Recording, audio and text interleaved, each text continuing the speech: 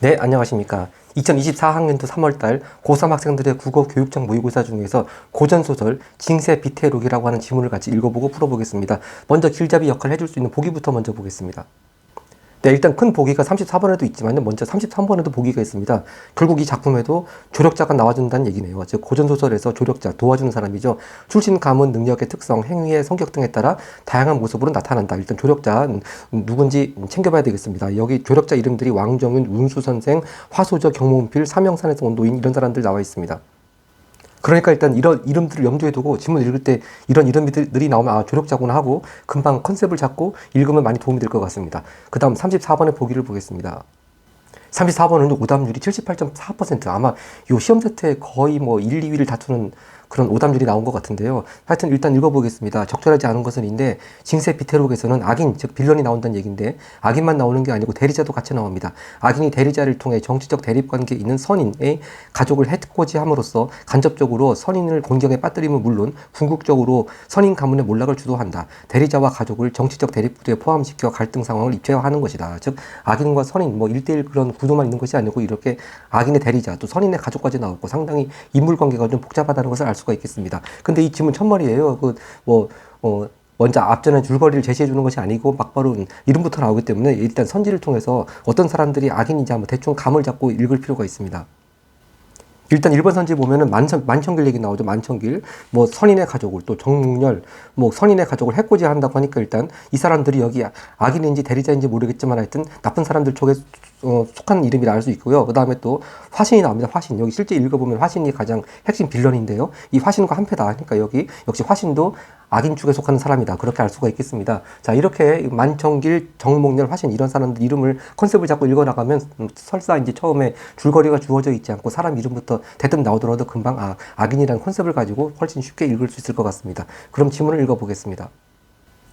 네, 역시 지문 첫머리에 신하하고 임금이 나오는데요. 제가 여기 참고로 썼습니다만 이 작품은 청나라 때 걸룽제 때를 배경으로 한 작품이라고 합니다. 청나라 걸룽제 하면 가장 청나라 전성시대죠. 바로 18세기 중반에서 후반 그 시기인데요. 자, 우리 보통 보면 고전소설에서 시간적인 배경을 중국 명나라나 송나라, 즉 한족의 왕조를 배경으로 하는 경우가 많고 좀 청나라는 많이 좀 오랑캐라고 배척을 했기 때문에 청나라를 배경으로 하는 소설은 좀 드문데 좀 그런 점에서 특이한 소설이라고 합니다. 하여튼 읽어보겠습니다. 모든 신하가 화신의 뜻을 짐작하고 안대우를 추천하거늘 임금왈 안대우는 짐의 수족이니 멀리 보내고자 아니하노라 했습니다. 자, 화신 아까 전에 우리가 지문에서 봤지만 그 선지에도 봤지만 일단 악인이라고 하는 걸 알 수가 있고요. 딱 요거 봐도 신하가 화신의 뜻을 짐작한다고 하는 것 자체가 화신의 눈치를 보는 그런 상황이라는 걸 알 수가 있겠습니다. 딱 이 뉘앙스부터가 딱 악인의 냄새를 풍기네요. 자, 그러면 여기 대척점이 있으니까 안대후는 또 선인 쪽에 속하겠죠. 아까 그 34번 선지 속에는 선인의 이름이 안 나왔습니다만 여기 이렇게 안대후가 지금 화신하고 대척점에 있는 걸로 봐서 안대후, 안시 사람들은 선인 쪽에 속하는구나. 그렇게 일단 감을 잡고 읽어보겠습니다. 일단 임금이 멀리 보내고 싶지 않습니다. 자, 그랬더니 이제 화신이 말합니다. 신이 비록 지인지감 없사오나 안경은 이름난 선비라. 이거 안경은 누구인가 했더니 읽어봤더니 뭐 아들들 얘기 나오고 하니까 결과적으로 안대후의 아버지라는 걸 알 수가 있습니다.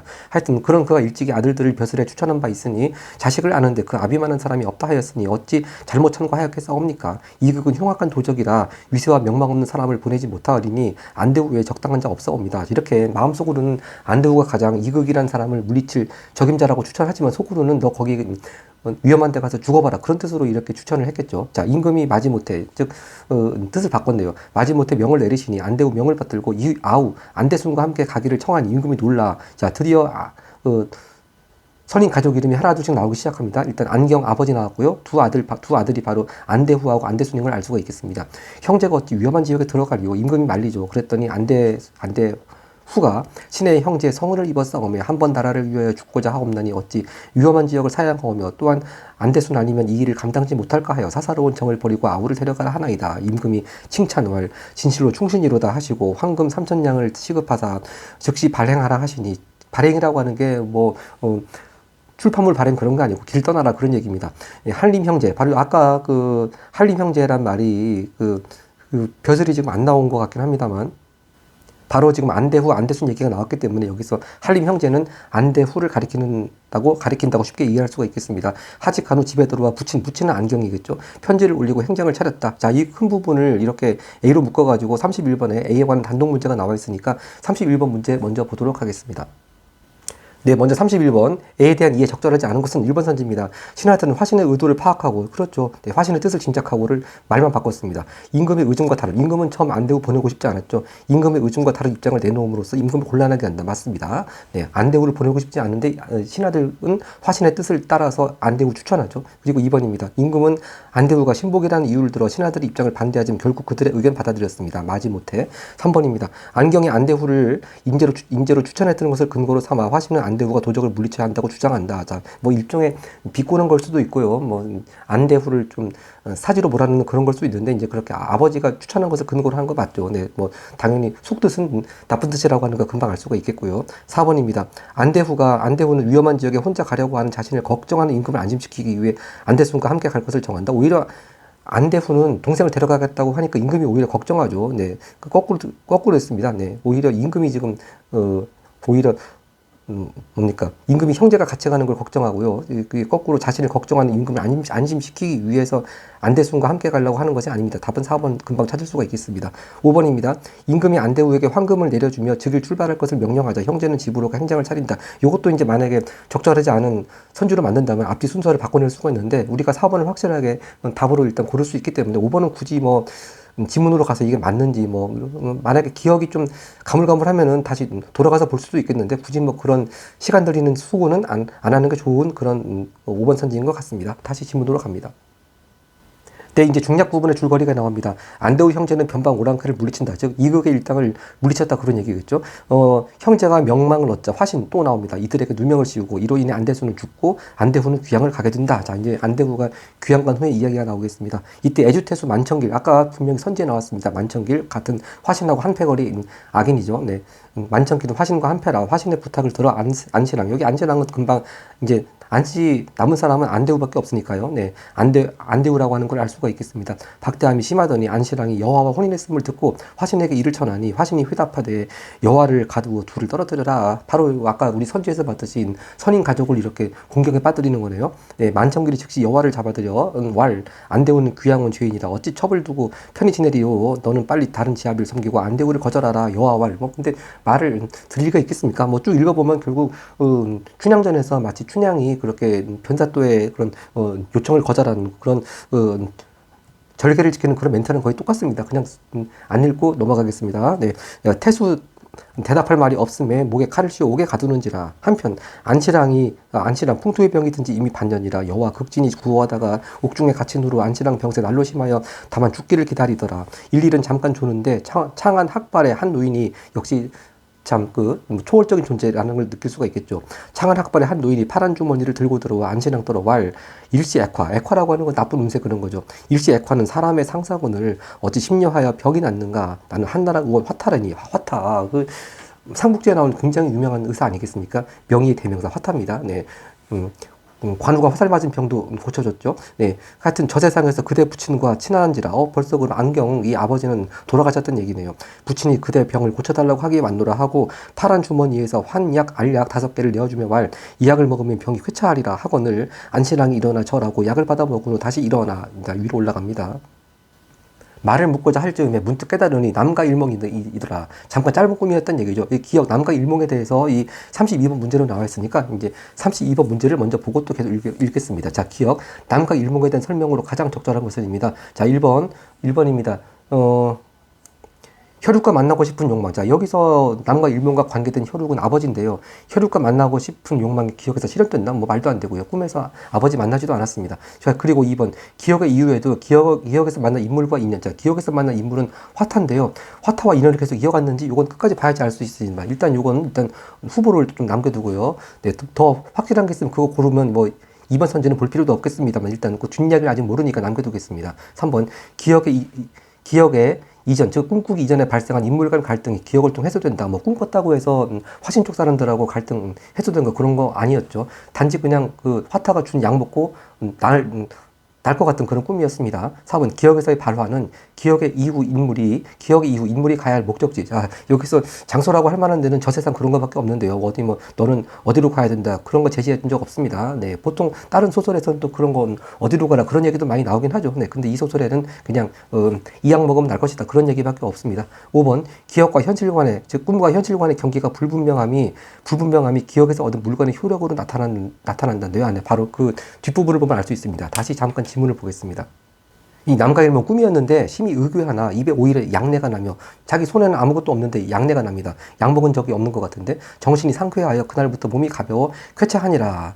그러니까 이 32번 금방 5번 선지가 답인 걸 알 수가 있겠습니다. 자, 이 꿈모가 분명히 자기는 손에 아무것도 없고 약을 안 먹은 것 같은데 벌써 그 꿈꾸고 난 다음에 싹 깨끗하게 났습니다. 그러니까 꿈과 현실과의 경계가 불분명하죠. 바로 꿈에서 얻은 물건, 즉 환약의 효력이 다 나타나서 이렇게 쾌차했습니다. 답은 5번 확실하니까요. 굳이 뭐 이렇게 2번 선지 같이 이후에도 이제 이렇게 화타하고 다시 만났는지 인연을 이어갔는지 그건 뭐 생각할 필요도 없겠네요. 다시 지문으로 가겠습니다.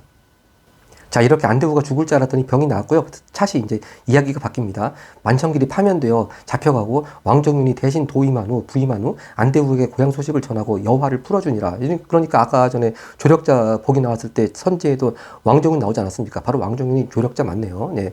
여기서 잠깐 이제 이 소설 배경 이야기가 이 왕정윤도 화실하고 원수지간입니다. 즉 화신이 그 왕정윤의 딸을 취하려고 하는 그런 사건이 있었는데 그 당연히 왕정윤의 딸이 그걸 싫다고 거절하겠죠. 자, 그래서 그 후에 그 왕정윤의 딸이 자결하는 사건이 벌어집니다. 그러니까 지금 왕정윤하고 화신하고도 굉장히 아주 원수지간의 그런 상황입니다. 그러니까 왕정윤이 이렇게 그 애주태수를 부임한 다음에 안대우한테 고향 소식을 전하고 여화를 풀어주고 도와주는 거죠. 자, 그러니까 이 왕정윤도 조력자니까 한번 그 왕정윤이 나오는 33번의 1번 선지를 보겠습니다. 33번은 1번입니다. 조력자 얘기. 애주태수인 왕정윤은 관리의 권한을 이용해 만천기를 파면하고 여화를 풀어주었다. 근데 여화를 풀어준 건 맞죠. 근데 만천기를 파면한 거는 애주태수가 자기 관리의 권한을 이용해서 파면하는 게 아니죠. 아직 같은 후임 애주태수가 어떻게 전임 태수를 파면합니까? 그 자체가 말이 안 되고 자기 권한으로 파면한 게 아니고 황제가 파면을 했겠죠. 1번 땡입니다. 다시 지문으로 가겠습니다. 네, 일단 조력자 한 명 선지 해결했고요. 다음 차설 이야기가 또 바뀝니다. 정몽렬 화신의 신복 아까 전에도 34번 선지에도 정몽렬 악인의 대리자 같이 그런 개념으로 나왔었습니다. 역시 맞네요. 화신의 신복으로 벼슬이 2부 상서에 이르렀더나니 이리는 화신더러 왈. 참고로 여기 화신은요 실제로 이 청나라 시대에 있었던 간신의 아주 대표적인 간신이라고 합니다. 근데 반면에 이 안대우, 안대순, 안경이 안신 3부자는 가공의 인물이라고 합니다. 하여튼 그만큼 얼마나 화신이 참 간신의 대명사로 유명했으면 이렇게 또 고전소설로 등장인물로 나와서 인기를 좀 끌고 있는 거겠죠. 네, 1위는 화신더러 왈. 제가 태자의 기색을 본즉 상공을 부족하게 여기고 상공은 화신이겠죠.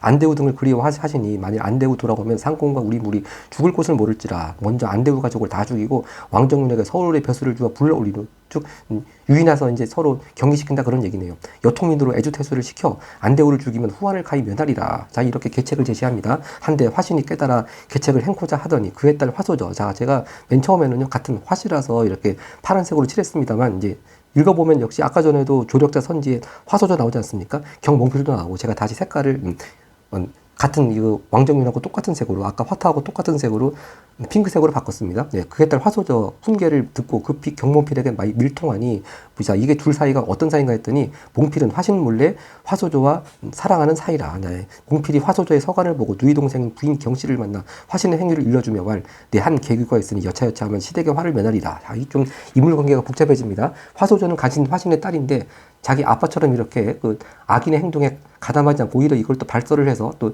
경몽필한테 알려주는데 경몽필은 누군가 했더니 알고 보니까 부인 경씨가 결국 안씨 집안의 며느리네요. 근데 안대순의 부인인지 안대구의 부인인지 모르겠습니다만 하여튼 그 안씨 집안의 며느리고 바로 그 안씨 집안의 며느리인 부인 경씨하고 또 남매 관계가 경몽필이네요. 네, 이렇게 알 수가 있겠습니다. 네. 자, 그러니까 하여튼 이 화소조도 그렇고 경몽필도 그렇고 아까 조력자 선지에서 본 것 같이 조력자 개념으로 여기 이 화신과 그다음에 정몽렬의 그 아주 흉계를 빨리 파악을 해가지고 전달해주는 그런 도와준 역할을 하는 거고 그런 선제가 지금 33번에 3번하고 4번에 나오니까요. 그 부분부터 먼저 일단 읽어보겠습니다. 네, 33번에 3번입니다. 화소죠. 화신의 딸이죠. 그러나 아빠랑 달리 빌런은 아닙니다. 다른 가문의 인물이 꾸민 계략을 자기 가문의 인물에게 알려줌으로써 안대우를 도왔다. 자, 일단 이게 계략을 꾸민 사람은 다른 가문의 인물이 아닙니다. 자기 아빠가 꾸민 건데, 물론 그 정몽열이 있으니까요. 뭐 물론 다른 가문의 인물을 정몽열이라고 생각할 수도 있습니다. 자기 아빠뿐만이 아니고, 그러면 뭐 앞에 맞을 수도 있겠죠. 근데 뒷부분이 틀립니다. 알려준 대상은 자기 가문의 인물이 아니죠. 경몽필한테 알려졌습니다. 자기 가문의 인물이 아니고 경씨 집안 인물 경몽필에게 일러졌죠. 바로 그래서 일단 앞부분은 뭐 설사 맞다고 할지라도 뒤에가 틀렸습니다. 3번 땡이고요. 4번입니다. 경몽필은 자기 가문의 인물에게서 들은 이야기. 자, 누구에게서 얘기 들었습니까? 화소조한테 들었는데, 화소조는 자기 가문이 아니죠. 네. 화소조는 자기 가문이 아닙니다. 벌써 앞에부터가 틀렸네요. 네. 그 다음 다시 지문으로 가겠습니다. 자, 이 부인 경씨가 이제 앞전 문장까지는 안씨 집안의 며느리긴 며느리인데 안대순의 부인인지 대우의 부인인지 몰랐습니다만, 여기 경씨는 안대순의 아내라 그렇게 알고 나와 있습니다. 근데 아까 일단 안대순은 죽었다고 그러니까 지금 미망인이겠죠.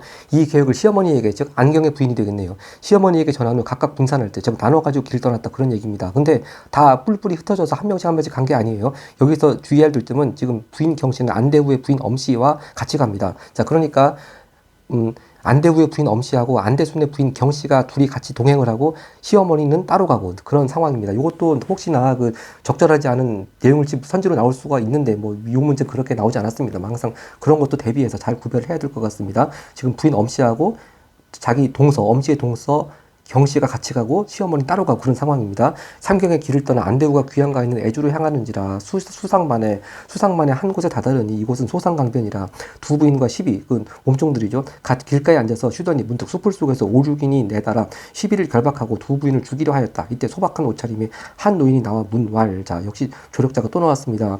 두 부인이 애주로 가심을 알거니와 저놈들은 화신등이 보낸 강도라. 내 사명산에 있더니 운수 선생이 낯더러. 또 조력자가 또 나옵니다. 운수 선생이 낯더러 이 사연을 이르며 구하라 하기로 왔노라 했습니다. 하고 강도를 꾸짖으니 강도 등이 욕을 하며 달려들거늘 노인이 막대로 한번 치더니 문득 청천백일의 노의정 병력이 진동하며, 역시 참 초월적 존재, 신이한 존재라는 걸 알 수가 있겠습니다. 네.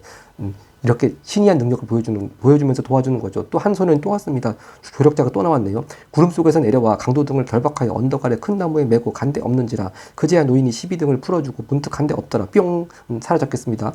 두 부인이 공중을 향하여 무수히 살해하고 길을 행하여 수상만의 애주에 이르니 안시랑이 대경 대의하여 나와 맞이하는 자라 해서 일단 지문을 끝맺었습니다. 하여튼 여기도 지금 조력자가 뭐 한 노인, 운수 선생, 뭐 한 소년까지 나왔는데요. 여기에 대한 선지들이 33번, 2번하고 5번 선지 있으니까 이 부분 또 보겠습니다.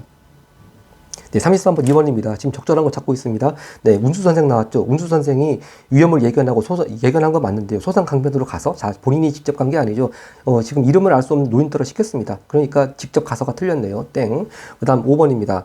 바로 직접 간 사람 바로 5번 선지 이 사람이죠. 사명산에서 온 노인인데요. 사명산에서 온 노인은 신이한 능력 막 그렇게 청천백일치게 하고 막 그랬습니다. 그 다음에 한 소년까지 내려오게 했죠. 신이한 능력을 발휘해 두 부인이 강도에게서 벗어나 애주에 갈 수 있도록 도와주었다. 너무 적절한 확실한 답이 되겠습니다. 네, 33번 해결했고요. 이제 보기가 있는 가장 최고의 오답률 34번만 남았습니다.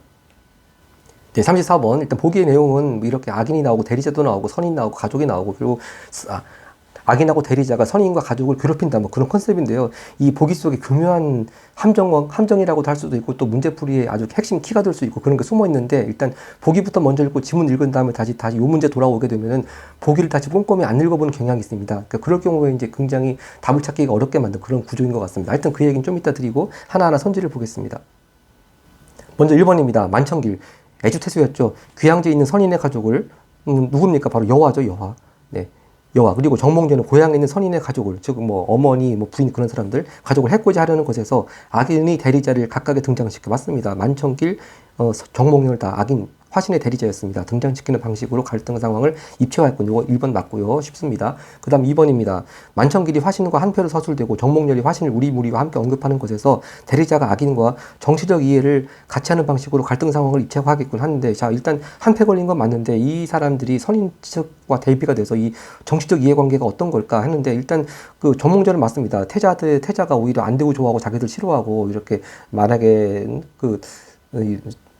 태자가 우리 패거리 싫어해서 언제 죽을지 모른다. 그런 차원에서는 정치적 이해관계에 일단 정몽전을 같이 한다고 볼 수가 있겠죠. 근데 과연 만천길도 화신하고 어떤 차원에서 정치적 이해를 같이 할까? 그 점이 약간 애매한다면 이건 좀 약간 보류시킬 수가 있습니다. 적절하지 않은 것이 아닐까. 하여튼 더 확실하게 적절하지 않은 걸 계속 찾아보겠습니다.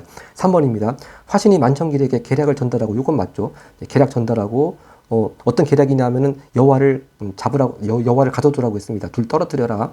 정몽렬이 화신에게 계략을 제안. 정몽렬이 제안한 거 맞죠? 근데 자, 어떤 제안했냐면 이렇게 뭐 어쩌고저쩌고 해서 누구 먼저 죽이고 왕정을 어떻게 하고 뭐 또 누구 시켜가지고 나중에 안 되면 고립시켜서 죽이면 된다. 뭐 내용은 길지만 그런 내용이죠. 제안하는 거 맞습니다. 자, 악인이 대리제와 공무, 화신이 만천길 정몽렬과 공무 맞죠? 공무하는 방식으로 갈등 상황을 입체하곤 했는데, 자, 여기서 혹시 먼저 계략을 전달하는 사람이 만천길인지 화신인지, 또 정몽렬인지 계략을 제안하는 사람이 정몽렬인지 화신인지, 이걸 가지고 이제 또 헷갈릴 수가 있어서 살짝 바꿔치기 하는 것이 아닌가 의심이 들면서 자꾸 지문을 왔다 갔다 볼 수가 있는데, 결과적으로 맞습니다. 먼저 가둬들이라는 계략은 화신이 만천길한테 전달했고요. 또 이렇게 가족들하고 도와준 사람들 차근차근 분리시킨 다음에 죽이자. 그런 것도 계략은 정몽렬이 화신에게 제안했습니다. 이것도 맞는데 아마 제안이라고 하는 말 때문에 그런가 아니면 공모라는 말 때문에 그런가 하여튼 결과적으로 이것도 상당히 오답으로 많이 골랐던 것 같은데 하여튼 이건 일단 맞습니다. 그 다음 4번입니다. 만천길이 선인을 가족에게서 분리하고 맞죠?